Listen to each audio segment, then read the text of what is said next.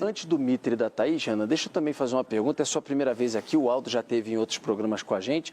Queria que você falasse quem é Renan Santos, se apresentasse também para o público que ainda não te conhece, mas também, de certa forma, que propostas também, 2, 3 prioritárias que colocaria à mesa.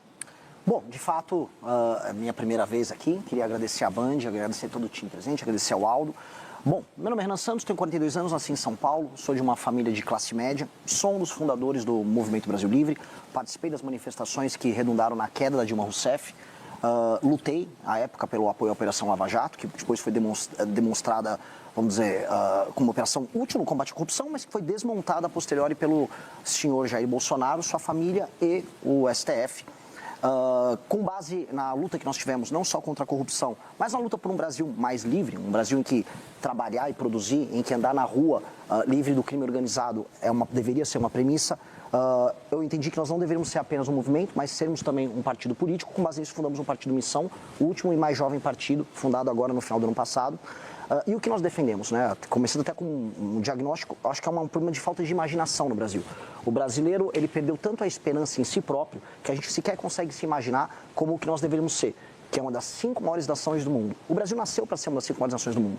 E o objetivo nosso, até por isso o nome do nosso partido é Missão, é em 30 anos colocar o Brasil na mesa com China, Rússia, Estados Unidos e Índia, determinando o que é importante no mundo. Nós temos território, nós temos população, nós temos recursos, e o que nos falta na prática é imaginação. E aí as propostas dentro dessa imaginação: devolver o território dos brasileiros, retirar o crime organizado das áreas que ele hoje ocupa, fazer uma reforma fiscal acompanhada de uma reforma de competitividade para permitir que empresas se instalem no Brasil e que o brasileiro tenha a possibilidade de ganhar dinheiro, gerar empregos de maneira livre. Fazer uma reforma que eu chamo de lei de responsabilidade gerencial, que torne os prefeitos de fato amigos de políticas públicas que funcionem e não como meros administradores de emenda, como acontece em todo o Brasil e mantém regiões inteiras do Brasil. Eu visitei o Maranhão para ver isso, como um lugar que trata o povo como animal, administra emenda apenas para fazer desvio, mantendo um IDH baixíssimo. Então, esses desafios, esses 3 que eu elenquei, são os desafios que o mandato nosso, caso aconteça, vai mudar o destino do Brasil. A gente pode colocar aí uma questão específica e concreta e muito grave, que é a questão fiscal. A pergunta que eu faço aos dois é exatamente essa: que passos podem ser dados visando uma disciplina fiscal que permita que os juros comecem a cair? Porque o Brasil vive esse drama, as empresas vivem isso, os consumidores estão endividados. Por quê? Tem o juro e atrás do juro tem a questão fiscal. Que posições objetivas os senhores têm para combater objetivamente isso? Eu começo, Aldo? Eu acho que a gente tem que começar com uma reforma fiscal na área da despesa. Nós temos, a experiência internacional mostra que o controle de gastos no longo prazo, ele cria regimes fiscais mais funcionais e que conseguem segurar a curva da dívida. O nosso deputado federal, Kim Kataguiri, ele produziu uma PEC junto com os deputados que faz um controle justamente dessas despesas e que é muito enfática e é muito rígida.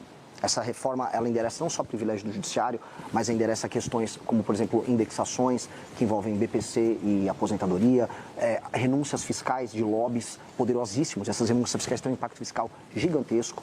Ela endereça questões que envolvem a reforma da Previdência e certos privilégios que existem dentro do regime previdenciário brasileiro e que, caso passe, uma expectativa de em 10 anos você tem uma economia na casa dos 3,3 trilhões. Lógico que todo o Brasil, toda reforma tem algum tipo de mitigação, né? Mas se a gente falar em 3,3 trilhões, a gente fala num controle, nessa curva galopante da dívida que a gente tem, e aí a gente passa a falar em redução de taxa de Selic, maior espaço discricionário para investimento por parte da Presidência da República, que hoje não tem basicamente espaço para investir, para gastar, e aí sim a gente começa a falar de juros que fazem com que o empreendedor e o cidadão possam, investir mais na produção e o outro consumir mais. E aí a gente começa a endereçar outros problemas brasileiros importantes. Queria fazer uma pergunta política para os dois pré-candidatos que estão aqui. Sobre estratégia de crescimento. Hoje, pelas pesquisas, nós temos 2 candidatos que dominam a intenção de voto, Lula e Flávio Bolsonaro. Então, queria ouvir de vocês qual é a estratégia que vocês têm de crescimento e aí você é mais específica. Perguntar para o Renan como você espera roubar votos mais à direita de Flávio Bolsonaro já que me parece que para o eleitor do PT é um pouco mais difícil entrar. Eu vou começando a responder a tua pergunta. Eu não vou partir, e não estamos fazendo isso, da premissa que eu preciso ficar preso a buscar eleitores da família Bolsonaro. Essa estratégia eu deixo para o Zema, eu deixo para o Caiado, que estão fazendo demonstrações públicas de que eles gostam muito do Bolsonaro. Né? O Caiado disse, inclusive, que a primeira coisa que ele vai fazer como presidente é beneficiar os Bolsonaro. E, basicamente, parte da campanha deles... Você diz a anistia? Anistia. Não, a primeira coisa que eu vou fazer como presidente é anistia. Você faria, se eleito? Dosimetria, não anistia. Tá. Dosimetria, que é o que nós votamos favoravelmente no Congresso, mas não anistia. Aquelas pessoas, inclusive, o Bolsonaro cometeram crimes. A gente pode discutir os vícios formais envolvidos ali, mas houve cometimento de crime. E eu sempre digo para os bolsonaristas, se fosse o MST a invadir os prédios públicos, o que eles diriam? Eles pediriam anistia para aquelas pessoas? Crime é crime, não importa se você está de vermelho ou se você está de amarelo. Tá? Dito isso, eu estou rodando o Brasil e eu estou falando de problemas concretos das pessoas e trazendo soluções concretas justamente no coração do eleitorado de cada um. Eu fui tão bem recebido no Maranhão, que supostamente é estoque eleitoral do lulismo, quanto eu fui em Santa Catarina agora, que é estoque eleitoral do bolsonarismo. E tratei de problemas locais e cresci em ambos os lugares. Eu fui, de acordo com o Google Trends, a pessoa mais pesquisada no Maranhão na semana retrasada. Então, há uma resposta que nós podemos dar. Há um cansaço com a polarização e as pesquisas traem para a gente um recall. Ou seja, o top of mind, o nome que vem na cabeça das pessoas quando elas imaginam eleições, ainda é o sobrenome Bolsonaro, agora com o Flávio, e o nome Lula, com o atual presidente da República. Mas os mais jovens, que já estão alheios a isso, eles estão procurando outras alternativas. Quando você coloca entre os mais jovens, eu estou com mais de 20%, de acordo com a pesquisa Atlas, e quando a gente separa os homens jovens, eu estou com mais de 30%. O partido que eu montei, o Partido Missão, ele tem 5,8% de predileção entre os brasileiros, e quando eu puxo entre os mais jovens, chega a quase 30%. Qual é o recado disso? As pessoas que não estão, vamos dizer, presas num debate público que está há 6 anos só falando de Bolsonaro, Lula e STF, elas querem soluções para segurança pública, ausência de emprego, ausência de expectativas, falta total e completa de infraestrutura urbana. E essas pessoas não vão falar, qual o problema disso? O problema é o Lula. Não, o problema é o Bolsonaro. Então, quando eu estava no Maranhão, pegando estradas esburacadas e vendo as pessoas dividindo comida com urubu, como eu vi em Pinheiro, terra lá do Sarney, as pessoas não estavam ali, sabe, isso é culpa do Lula, do Bolsonaro. As pessoas, como é que você vai resolver o urubu que está do lado da minha casa? E ao tratar desses temas, aí sim, entra a questão de comunicação de maneira inteligente, a gente cresce. Então, o meu objetivo é fazer isso. Eu vou entrar no coração do bolsonarista e no coração do lulista falando de problemas concretos para eles. Vai lá, Mito. Pode ir. Eu queria já levantar a questão da segurança, que é fundamental nessa campanha eleitoral, não é? E as pesquisas mostram que esse tema, ele vem, e quando eu falo das pesquisas das últimas eleições, das penúltimas e tal, esse tema vem crescendo. E agora virou prioridade, às vezes está junto com o preço da comida ali. Então, é um tema que pode ser decisivo nessa campanha eleitoral. E frases de efeito, etc., como nas campanhas anteriores, não vão resolver mais. O telespectador, o eleitor, ele vai querer soluções concretas. Eu queria saber, primeiro perguntando ao Renan o seguinte, é preciso que haja um combate organizado e integrado contra o crime organizado, que está mais do que integrado, organizado, etc., as forças legais não estão fragmentadas, tem aí um projeto aí que não uniu o país, não uniu as lideranças políticas e muito menos os governos, e sem essa integração, esse combate não terá resultado positivo. E eu queria perguntar primeiro ao Renan qual é o plano que ele tem para juntar essas forças para combater de fato o crime organizado, que está ganhando a guerra. Muito bem observado, Mitri, eles estão ganhando a guerra e eles estão ganhando por WO, porque o outro lado não responde. E essa é a reclamação de todas as forças policiais. Nós dispomos de meios de ação para derrotar o crime organizado no campo de batalha, por exemplo, mas o Estado não consegue passar as leis penais e leis de processo penal, as leis de execuções penais também, de modo ao combate ser eficiente. Às vezes o policial relata, prendi um rapaz, ou prendi às vezes um menor de idade, um assaltante de celular, e ele está na rua novamente.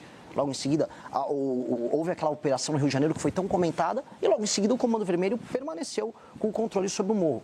A questão é, a gente tem que dividir. Há 2 tipos de ocupação territorial e institucional feitas pelas facções. A ocupação horizontal, que é sobre território, que é o estilo do Comando Vermelho, e a vertical, que é institucional, feita pelo PCC. Uma demanda forças policiais e inclusive participação das Forças Armadas quando necessário, de maneira auxiliar. Outra demanda inteligência, COAF, Polícia Federal, instituições da República de modo a desmantelar suas operações. E nós temos que saber usar isso de maneira inteligente. E fora isso, nós temos que fazer, é o que eu estou defendendo já há pelo menos 1 ano e meio, quase 2 anos, trazer para o Brasil a ideia do direito penal do inimigo, que é qualificar de maneira especial pessoas que fazem parte dessas organizações criminosas que não reconhecem a autoridade do Estado como inimigos do Estado brasileiro e a lei para elas funcionar de maneira diferente. Isso é um instituto que vai permitir que as forças policiais e as forças de justiça nossa tratem estes inimigos do Estado, que são as facções criminosas, como eles precisam ser tratados. Porque hoje eles se utilizam de direitos e prerrogativas de modo a basicamente se manterem alheios à mão pesada que o Estado tem que ter para enfrentar eles e manter milhões de brasileiros num regime paralelo, num Estado paralelo, que retira destes brasileiros seus direitos humanos. Renan, isso que você está falando, quanto se aproxima, por exemplo, do modelo de segurança pública de El Salvador, que é tão comentado hoje em dia?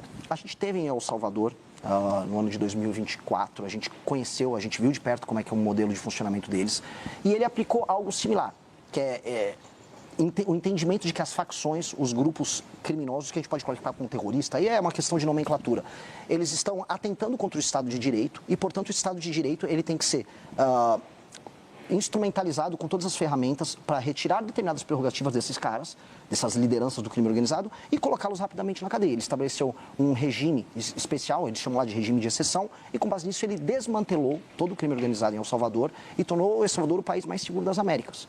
O instituto que ele utilizou dá para ser utilizado aqui e nós podemos utilizar outras estratégias também de combate, dado que a situação brasileira é diferente. O Brasil tem modelos diferentes de ocupação. Um exemplo, o PCC, para falar nominalmente, não estava presente em El Salvador, não havia uma versão do PCC lá. O combate ao PCC vai estar diferente do que eles fizeram no El Salvador. Nisso, a estrutura do Estado tem que ser utilizada de maneira diferente também. Cada caso, cada facção, uma solução. Renan, até te ouvir também sobre a questão de, um pouco do que o Mitri falou, dessa integração também entre as forças. Sim, eu acho isso e às vezes principal. falta de vontade até política entre esses entes, né? Mas esse é o problema principal. A real é que as forças de segurança nos estados, elas sabem o que fazer. Eu tive no Ceará e nós temos cidades inteiras tomadas pelo crime organizado. Não há, eu repito aqui, já até fui processado 2 vezes pelo governador do Ceará. Não há vontade política em resolver isso. Não há vontade nenhuma. E eu suspeito, e posso tomar um terceiro processo, que o governo do Ceará é especialmente leniente com o avanço do Comando Vermelho. Há governadores que não têm vontade política em resolver isso. Na Bahia está acontecendo a mesma coisa com o Jerônimo. As forças policiais lá, elas reclamam, olha, eu quero fazer, nós sabemos onde há a área tomada pelo crime organizado, nós dispomos de forças, não é difícil trocar o tiro, resolver, não é difícil recuperar aquela área, mas nós não podemos fazer nada. Não há o comando, não há vontade. Uma das coisas mais absurdas que eu vi no Ceará foi, durante a tomada de uma cidade, Santa Quitéria, estavam discutindo o programa Pena Justa, que ia soltar mais bandidos, porque as cadeias não estavam supostamente em condições desejáveis para aqueles bandidos. Então, o que o presidente da República tem que fazer é, se eu eleito como presidente de maneira bem clara, o tema que me elegeu foi a destruição do crime organizado. Eu estou há 2 anos falando isso. Vai ser uma eleição plebiscitária. O cara que resolveu eleger Renan Santos, ele resolveu me eleger também e muito por conta disso. Então, chegando lá, os estados que não decidirem cooperar, dado que estamos falando na tomada de espaços do território brasileiro, nós vamos fazer um estado de defesa específico nesses estados e municípios. A cooperação precisa acontecer. E eu já aviso alguns estados. Ceará precisa. Quer outro estado? Bahia precisa. As pessoas falam muito do Rio de Janeiro, mas o estado do Ceará tem uma situação muito pior do que a carioca. O Rio de Janeiro é um exemplo bizarro em muitos termos, mas às vezes ele fica anedótico. A situação, o número de mortes para cada 100 mil habitantes no Ceará... os índices são piores. Muito piores. Talvez o número de áreas de domínio seja esse número maior. Mais o Rio de Janeiro é mais balcanizado, é uma facção aqui, outra tirando ali do prédio um no outro. Mas o caso no Ceará, você está falando de tomadas monopolistas por conta do Comando Vermelho e facções auxiliares. Se o governo está parado, ora, o governo tem que ser ou substituído, aí as pessoas vão votar em outro governo, ou quando nós chegamos ao poder, se eles decidirem não cooperar, vamos fazer um estado de defesa específico, por um tempo específico, para que nós retomemos esses territórios. E só nas áreas específicas. Tem até aquelas pessoas que falam, mas e a democracia? Não existe democracia em Santa Quitéria, no Ceará. Eu vou fazer um estado de defesa e vou utilizar as forças policiais e, se necessário, as forças de segurança nacionais, as forças armadas, para fazer essas operações. Ponto. Vamos recuperar esses territórios e aí entregar direitos humanos para as pessoas que precisam. Da maneira como está, eu volto a colocar, existem governadores que estão cooperando direto ou indiretamente com o avanço do crime. E isso precisa acabar. Deixa eu só pegar o gancho. Fala, em Santa Quitéria, que ele está aqui citando, que é o caso do Ceará, existe urânio? Uma mina de urânio e fosfato há 30 anos esperando licenciamento. É urânio e fosfato. O país importa fosfato. Tem fosfato lá em Santa Quitéria esperando licenciamento. Exato. É mais fácil o Comando Vermelho fazer uma bomba suja com urânio do que a gente produzir fertilizante para nossa agricultura. Essa é a piada nacional que a gente está vivendo. Aliás, é uma piada nacional. Deixa eu só pegar o gancho sobre o que dizia agora há pouco em questão de segurança pública, o Aldo Rebelo, de falta de investimentos. Aldo, o senhor foi ministro da Defesa, queria ouvir depois também o Renan. O senhor viveu de perto a situação das Forças Armadas. Hoje as Forças Armadas reclamam muito de falta de recursos. O mundo há 20 anos, quando você tinha uma ordem global com ONU e etc., se imaginava que, olha, tudo bem, vai ser difícil alguém entrar aqui, invadir. Terras raras estão em discussão, o Brasil é a segunda maior reserva do mundo, temos a Amazônia Azul. Então, essa discussão não estava tão latente. Diante de um presidente, agora Donald Trump, que entrou para prender Maduro, que agora está fazendo o que está fazendo naquela região do Oriente Médio e tudo mais, a gente se depara, por exemplo, com a informação de que o Brasil não tem defesa aérea. O Brasil não tem defesa aérea. Se ele quiser fazer o que ele fez, o Trump, com o Maduro, entra aqui adoidado. Inclusive, o Lula teria chamado a reunião com o ministro da Defesa também, com o Múcio e com o chefe das Forças Armadas, para falar sobre esse assunto. Qual a sua visão sobre um projeto de defesa para o Brasil diante desse mundo que a gente está vivendo? Deixa eu ouvir o Renan. Renan, por favor. De maneira clara, eu me sinto, dadas as devidas proporções, como o Churchill pré-Segunda Guerra, avisando, olha, vai dar ruim. Aquele cara do bigodinho está avançando aqui, avançou nos Sudetos, vai dar ruim. O mundo está indo para um clima de guerra fria e que está cada vez mais quente. E as principais nações dispõem de tecnologias que a gente nem tem ideia na área militar. Pouca gente acompanhou e pouca gente cobriu no Brasil o que foi o manifesto da Palantir, que é a principal empresa de tecnologia militar hoje dos Estados Unidos. São técnicas de guerra, técnicas de cybermilitares, drones, estratégias das mais diversas que o Brasil nem sequer possui ferramentas para iniciar esse enfrentamento. Alguns dizem que até teriam usado isso na invasão lá para pegar o Maduro. Né? Sim. Aliás, os relatos dos militares venezuelanos são assustadores. Olha, eu nunca vi o tipo de técnica que foi utilizada aqui. Nós não temos hoje condições de defender o nosso próprio território num conflito. Só que o nosso território é cobiçado. Como você colocou na sua pergunta inicial, nós dispomos das terras raras, de recursos naturais, água, território, solo fértil, e nós somos um terreno em disputa. A China estava tentando fazer sua ocupação geopolítica aqui na América Latina e os Estados Unidos nos veem como reserva estratégica. Então nós estaremos no meio desse conflito. E é um conflito que vai chegar para as Américas e nós temos, por necessidade, se quisermos manter o nosso território de dimensões imperiais, continentais, temos como necessidade nacionalista manter o nosso país íntegro, se defendendo usando o que há de melhor em técnica. E nós temos uma oportunidade que, assim, foi nos dada por Deus, que foram as terras raras. Boa parte dos equipamentos militares de última geração, a indústria de semicondutores, os drones, esses equipamentos necessitam das terras raras. E nós estamos discutindo agora para quem a gente vai vender a terra rara. Nós temos que ter uma agenda de competitividade, ter, como ela trouxe, um espaço fiscal, por isso que eu falo muito de reforma fiscal na área da despesa. Tem que ter uma reforma fiscal na área da despesa para sobrar dinheiro para a gente fazer os investimentos corretos e, com base nisso, negociar com os Estados Unidos ou com a China, ou quem for, não só a produção das terras raras e a exportação delas, mas trazer a indústria de semicondutores, trazer a indústria bélica, fazer acordos de transferência de tecnologia e aí a gente começar a construir uma indústria de defesa de alta capacidade para que o Brasil possa se preparar para o mundo novo que vem aí. Esse mundo novo que vem aí não vai ter o Brasil só como um espectador. A nossa estratégia de sobrevivência nesse mundo é diferente. O pacto, como você colocou, pacto pós-Segunda Guerra Mundial, o multilateralismo, os organismos internacionais, tudo isso estão sendo relativizados. A gente está vendo isso na Ucrânia, viu na Venezuela, vai ver provavelmente em Taiwan. E nós temos que agora estar pronto para esse mundo. Esse mundo é um mundo que pode ser muito cruel com o Brasil. Renan, eu preciso chamar aqui o nosso intervalo, mas só para complementar uma questão, a Thaís perguntou sobre como também subsidiar isso, né? Esse aumento de investimento em defesa. O senhor acha que, às vezes, por exemplo, a exploração que ainda não aconteceu, regulamentar e explorar mais terras raras, você pode pegar uma parte desse dinheiro e direcionar para investimento em defesa? De onde você acha que pode vir esse recurso, que realmente não é pouco, para o investimento nessa área? Eu vou mais longe do que isso. Não é apenas, por exemplo, pegar um pedaço dos royalties e direcionar para a área de defesa. Eu estou falando de montar uma cadeia de indústria bélica no Brasil com transferência de tecnologia. O Brasil é o segundo lugar no mundo com mais reservas de terras raras. Portanto, usemos isso como barganha tal qual o Vargas soube utilizar durante a Segunda Guerra Mundial a barganha do peso do Brasil para a instalação de indústria siderúrgica aqui. A CSN lá em Volta Redonda. Exato, precisamos utilizar isso como barganha para nos posicionarmos. E é urgente. O problema é que no debate público no Brasil, os dois principais candidatos não falam disso. Um só fala em soltar o pai e outro fala em pé de meia. Enquanto isso, daqui 30 anos, talvez não tenha país para soltar ninguém nem para botar pé de meia. O Brasil hoje está discutindo aí algumas matérias, que já estão fazendo parte do dia a dia do Congresso, né? Uma delas é essa redução das horas de trabalho, esse projeto que está aí.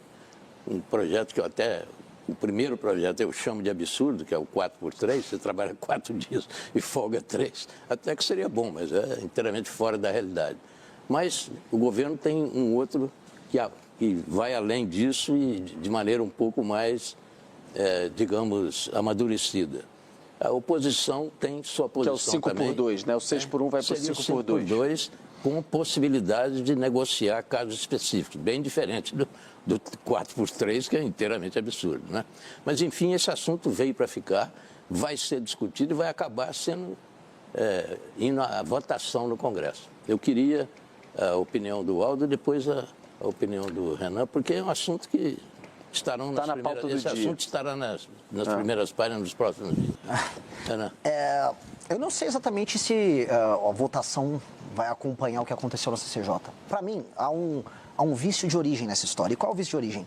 O fato de ser uma PEC. Não precisava ser uma PEC. O governo é o projeto. Poderia ser é que o que passou na CCJ é a PEC. Foi a PEC, mas o governo vai apresentar um projeto. Como a PEC está andando, o showzinho está rodando na PEC. E me parece que há uma vontade dos parlamentares à esquerda em se promoverem discutindo isso, e os parlamentares de direita em não gerar rejeição. Já é a segunda vez que uma pauta que é cara para a esquerda conta com a capitulação da direita. O bolsonarismo lá no PL da misoginia votou junto com a esquerda e depois fica apontando o dedo para todo mundo, chamando todo mundo de comunista se você não apoia cegamente o Bolsonaro, o que é uma covardia, uma capitulação. Inclusive combina muito com o Flávio Bolsonaro, que não gosta de ir em programas como esse aqui e que disse publicamente que não pretende mostrar suas propostas porque isso pode tirar voto dele. Eu tenho que falar o que é impopular. Este projeto, ele é picaretagem. E é picaretagem para pegar, especialmente trabalhadores urbanos que gastam boa parte do seu dia no trânsito. E é uma pessoa que sai de uma periferia e vai trabalhar no centro aqui em São Paulo, demora 2 horas. Perde 2 horas para ir, 2 horas para voltar. Quando você vê, ela perde mais de 20 horas uma semana só em trânsito. Perde tempo de ficar com a família, tempo de ficar com os amigos, tempo de se qualificar, tempo de fazer um curso, um treinamento. Essa pessoa, na prática, sofre isso. Aí eles pegaram essa dor e estão tentando voltar a ter um tipo de conexão com o trabalhador comum, conexão que eles perderam porque passaram os últimos anos só falando de sou trans ou não sou mulher ou não sou. Umas discussões bizantinas que não têm utilidade prática nenhuma para o trabalhador. E eles em pesquisa, o PT já encomendou pesquisa, viram que eles estão perdendo esse trabalhador. Então eles puxaram essa pauta simplesmente para poder voltar a crescer em termos eleitorais com essa população.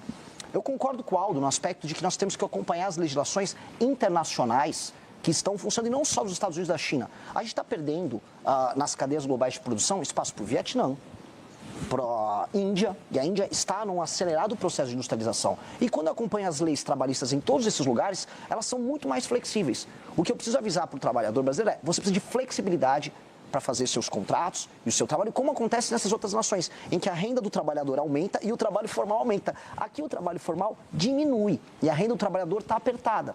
E aí me soa, e isso que eu vi em alguns estados do Nordeste, que parece que o governo quer mais que a pessoa caia na informalidade e depois receba uma bolsa ali e fique dependente do Estado. Eu não acredito nisso. Eu defendo o trabalho formal e regimes, do ponto de vista da relação trabalhador-empresa, regimes mais flexíveis.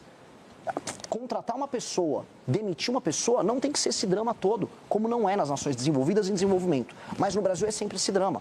E aí sempre quando você tem um drama, aparece um populista no meio, tentando tirar voto em cima do sofrimento das pessoas. Não acredito, e diferente da direita bolsonarista, nós vamos nos opor publicamente ao projeto. Deixa eu colocar um outro assunto aqui na roda, que está todo dia no noticiário. Aliás, a gente brinca, né? Eu participo do Jornal Gente, na Rádio Bandeirantes, na Band News TV, que há alguns anos não houve edição do jornal em que a sigla STF não tenha sido pronunciada. Mas se eu olhar para trás, há 20, 30 anos, o que se falava do Supremo? Nada, nada. Ninguém sabia, às vezes, nem falar do ministro, isso, né? Nada. Quem compõe, quem gosta do azul, do amarelo. Hoje a gente sabe tudo. Queria ouvir, então, os 2 pré-candidatos aqui no Canal Livre sobre isso. Papel do Supremo, se vocês acham que há hoje algum tipo de disfunção no equilíbrio entre os 3 poderes e, caso vocês cheguem à presidência da República, o que é que está na mão do Poder Executivo para para resolver um problema, se ele existir, no entender de vocês? Deixa eu começar com o Renan. Bom, a partir de 2012, quando a gente está discutindo embargos infringentes, ali a discussão sobre mensalão, a gente começa a ouvir falar do STF. E hoje, né, estamos em 2026, ano de Copa, a gente sabe os 11 do STF, mas não sabe os 11 que vão estar na seleção brasileira. E, na verdade, o Xandão e o Neymar são os objetos de polêmica nacional. Mas a real, o Supremo tem que voltar para sua caixinha. E a caixinha é uma caixinha que ele trata de temas abstratos ligados a discussões sobre constitucionalidade de temas nacionais, e não como última instância de processo. O Supremo brasileiro recebe coisa de 8 mil processos. A Suprema Corte Americana, 50. E eu nem concordo com o modelo da Suprema Corte Americana, que trabalha, às vezes, como, vamos dizer, última instância.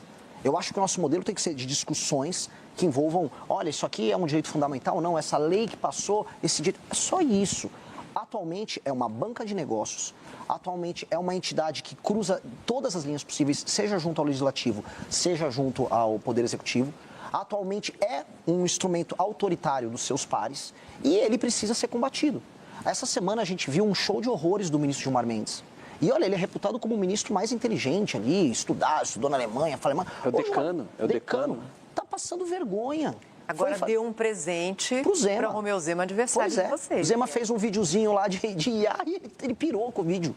Isso é de uma insanidade. O que ele fez com o senador Alessandro Vieira, isso não é normal. Mesma coisa com o Alexandre de Moraes. E aí, quando pegam as coisas indecorosas, as participações no escândalo do Banco Master, eles ficam fingindo de louco.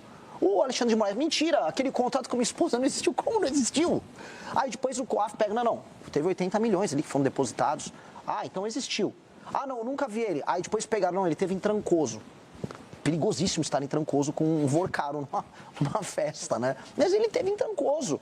O que tem que acontecer com essas pessoas? Primeiro, tem que chegar um presidente da República que não tenha rabo preso, como foi o caso do Bolsonaro e como é o caso do Lula, e chegar lá e endereçar o tema do impeachment de ministros do STF e uma reforma que acabe com as decisões monocráticas, como acontece no Brasil. 83% das matérias que chegam lá são resolvidas com decisões monocráticas. Estabelecer um prazo máximo para os pedidos de vista que acontecem ali. Proibir de maneira perentória. Esse prazo já tem, são 80 dias agora. Mas assim, Demorou. O problema é que não são cumpridos e quem deveria fiscalizar eles não fiscaliza, que são eles próprios, que é essas loucuras que acontecem. Outra coisa, os escritórios de advocacia ligados a parentes. Outra coisa, o tal do foro Código privilegiado. de conduta. O código, é que é uma discussão que está rolando ali. Eu acho essencial o código de conduta e isso inclui também a impossibilidade de escritórios de advocacia ligados a familiares. O outro ponto que eu acho que também é importante, ela não ser a corte que cuida do tal foro privilegiado. Hoje, sejamos honestos, deputados e senadores não falam sobre o assunto e não vão tocar impeachment de ministro do STF, como, aliás, o Flávio Bolsonaro não vai tocar, porque ele tem rabo preso com o Gilmar Mendes e com o Dias Toffoli, deve favor para eles, porque está todo mundo na mão dos caras. Precisamos criar uma corte específica que vai cuidar especificamente desses casos. E ainda tem um outro tema, que é caro também para o ministro Aldo, que é o caso das ONGs que fazem lobby junto, vamos falar os nomes, com Rede de Sustentabilidade, com PSOL, que chegam lá e ficam brecando obras, parando projetos que passam. Vocês vão ver, podem aguardar, a tentativa de sabotagem ao licenciamento ambiental que a gente vai ver nos próximos meses. Vão tentar sabotar o licenciamento ambiental que vai botar um monte de obra para andar no Brasil, simplesmente porque sim. Porque tem uma agenda internacional financiada com ONGs tocadas e financiadas por nossos concorrentes internacionais que vão tentar usar o STF para sabotar o país. Não podemos deixar. Eu, como presidente da República, não deixarei. E nós temos que ter, vamos dizer, uma política que empodere agora o Executivo, porque as pessoas votam no presidente da República, e que recoloque o STF nas suas funções naturais. O Legislativo também, e aí peço para as pessoas votarem direito esse ano, né? Não tem que ter palhaços, tem que ter pessoas corajosas e probas para tocar esse assunto de maneira inteligente. É isso que eu clamo para a população brasileira. Agora, aí tem uma questão fundamental, que seria a reforma política. A nossa representação política no Brasil é inteiramente equivocada. Ela não representa o que deveria representar. Há alguns projetos muito bons que estão perdidos por lá, propondo voto distrital, sistema misto, como na Alemanha, propondo voto em lista. E isso deve voltar agora. Eu queria saber a opinião de vocês. Voto distrital, vai? Não vai? O voto atual, ele funciona? Claro que não funciona. Vocês concordam com isso? E depois vamos falar também da mudança total da relação executivo-legislativa. Deixa eu que ele só respondesse aquela pergunta minha. Sim, só para equilibrar a questão de tempo, vou pedir só para o Renan responder a questão de reforma política, se o senhor entende que voto distrital pode ser um caminho ou não, e aí eu vou contigo nessa resposta e a gente depois encaminha, que eu preciso equilibrar o tempo aqui. Não, perfeito. Posso até dar um pitaco, trazer um caso claro no que a gente está discutindo aqui? Esse tema do STF é muito importante. Não dá para a gente, infelizmente, ele cobre muito espaço. Caso claro, eu estou falando muito. Dia 5 de janeiro, algumas áreas do Brasil que estão sob comando do crime, eu vou colocar em estado de defesa. Eu tenho certeza absoluta que vai vir uma ação do PSOL, o PSOL vai botar uma ação e vai vir um ministro, vai dar uma decisão monocrática barrando. Só que se o pedido do estado de defesa passa pelo processo legislativo certinho, obtive a maioria, conseguir, aí a decisão ilegal não se cumpre. E nós temos que estar prontos para ter um presidente da República que não obedeça uma decisão ilegal que venha do STF. Decisão ilegal não se cumpre. Inclusive, já não se cumpriu antes. Uma vez houve uma decisão do Marco Aurélio mandando afastar o Renan Calheiros, 2016. Renan Calheiros, com nenhuma qualidade moral, vamos deixar claro, falou não. Rolou um impasse e derrubaram. Que eu acho que está na hora de fazer isso. O Bolsonaro ficava comprando, a gente comprou muitos conflitos do período do Bolsonaro, em que ele ficava gritando, não gosto do Xandão. Aí depois chorava no telefone com o Xandão, como foi relatado, pediu ajuda para o Michel Temer. Não é assim que se resolve. Institucionalmente, você vai ter que dar um break. Porque o Supremo vai fazer o quê? Vai te dar um golpe de Estado? Nós precisamos falar, se o processo legislativo foi tocado através dos seus agentes devidamente constituídos, e se o presidente, devidamente constituído, entrou, vamos dizer, no cumprimento das suas atribuições com um projeto, isso tem que ser respeitado pelo STF. Não é porque eles querem discutir direitos humanos em Harvard que isso vai ser derrubado. Isso tem que ficar claro. O próximo presidente da República vai ter que lidar com esse problema. E a gente não vai poder fugir desse assunto. Indo para a questão da reforma política. Eu não acredito no voto distrital puro, porque o voto distrital puro no Brasil é apenas empoderamento do centrão. E a gente tem um modelo político através de emendas e cooptação que é um desastre. E a gente, quanto mais roda o Brasil, mais a gente vê que existe uma versão do voto distrital, que são os políticos que cooptam, vamos dizer, as prefeituras locais, distribuem emendas, compram o voto e se mantêm com suas famílias por muito tempo. A reforma que eu quero, estou chamando de lei de responsabilidade gerencial. É uma norma que altera a seguinte coisa: o sistema de incentivos para o funcionamento das prefeituras. E o foco tem que ser no prefeito. Um prefeito, hoje, ele ganha uma eleição fazendo um show do Wesley Safadão com a emenda do deputado aliado, e aí compra de voto puro e simples. Isso os municípios pequenos do Brasil funcionam assim, e a gente não pode fugir disso. Até porque não existe democracia na prática no Brasil. Um país em que tem compra de voto, a gente tem uma democracia nominal. As pessoas são cooptadas no período eleitoral, seja pela máquina pública, seja pela compra de votos, seja pelo caixa 2, votam ali no grupo familiar e o jogo segue. Nós precisamos, então, fundir municípios, estabelecer critérios objetivos de avaliação dos prefeitos, de modo a um prefeito, se quiser participar de uma reeleição, ele vai ter que cumprir no mínimo. Se ele tem 10% de cobertura de esgoto naquele município, entrega, vamos supor, 20%. O IBGE, o IPE, órgãos podem trabalhar nisso. E estabelece esses critérios. Melhora no ranking do SAEB, melhora a cobertura de esgoto, melhora índices ligados ao atendimento nas UBS, nos municípios. Obteve esses índices, participa da reeleição normalmente, pode até fazer seu show do Wesley Safadão. Não obteve esses índices, o prefeito tem que ter uma sanção. E a segunda coisa, que é super simples de resolver, o fundo partidário eleitoral no Brasil, que já é altíssimo, ele não tem que ser condicionado pelo número de tiriricas ou Nicolas Ferreiras ou Érica Ziltons que você elege no seu partido. Ele tem que ser condicionado a esses critérios de desempenho objetivo dos seus prefeitos. Então, um partido tem os prefeitos obtêm bons índices de desempenho, metrificados de maneira objetiva, portanto, atendem ao interesse da população local, mesmo quando a população local não saiba avaliar. A população local no Brasil não sabe avaliar, por exemplo, a importância do saneamento básico. Não cobra, eu quero meu saneamento, ninguém cobra, até porque a obra está acontecendo debaixo da terra. E aí ninguém liga mesmo com o marco do saneamento sendo passado. Então, fazer isso obriga os partidos a... eu quero colocar bons prefeitos que vão obter bons índices de desempenho e assim eu tenho mais dinheiro para reinvestir em mais bons prefeitos e administradores públicos de qualidade.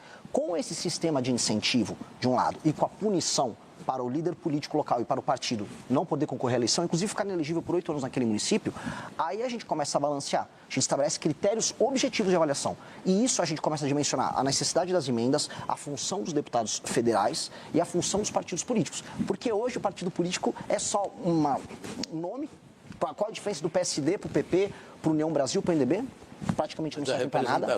A representação popular, do jeito que está, se manteria. Lógico, você vota na eleição. Acontece que o prefeito fica 4 anos, no município, Sim. Pega aquele município com 2% de esgoto, e aí termina com 2% de esgoto ou água potável, e a população o reelege, A população reelege ele porque a população está num nível de pobreza que ela naturalizou o absurdo. E aí esse prefeito não tem nenhuma obrigação em aumentar a atividade econômica naquele município, nenhuma, continua com o pires na mão pedindo dinheiro do fundo de participação dos municípios, o dinheiro chega, ele não faz nada de útil, faz o famoso show do Wesley Safadão, do Natanzinho no município, coloca a turma na prefeitura, coopta a galera, faz caixa 2 com o dinheiro desviado das emendas que estão na casa dos mais de 60 milhões e o jogo segue e ele é reeleito. Quando a gente vai nas pequenas prefeituras dos lugares mais pobres do Brasil, a gente vê isso. Por que é reeleito o prefeito que não melhora nenhum indicador básico? O prefeito, portanto, não está cumprindo seu papel constitucional de atender às demandas da população. E a população não sabe avaliar. A gente vai precisar ajudar a população a avaliar de alguma maneira. E esses critérios objetivos têm que estar presentes nisso. A não ser que a gente aceite as coisas como elas estão. Tudo bem, eu vou ver o Maranhão para sempre, sem rua, sem esgoto e com atividade econômica baixíssima. É isso que a gente quer? A gente chama isso de democracia? Eu não consigo concordar. Então, uma reforma tem que passar por isso.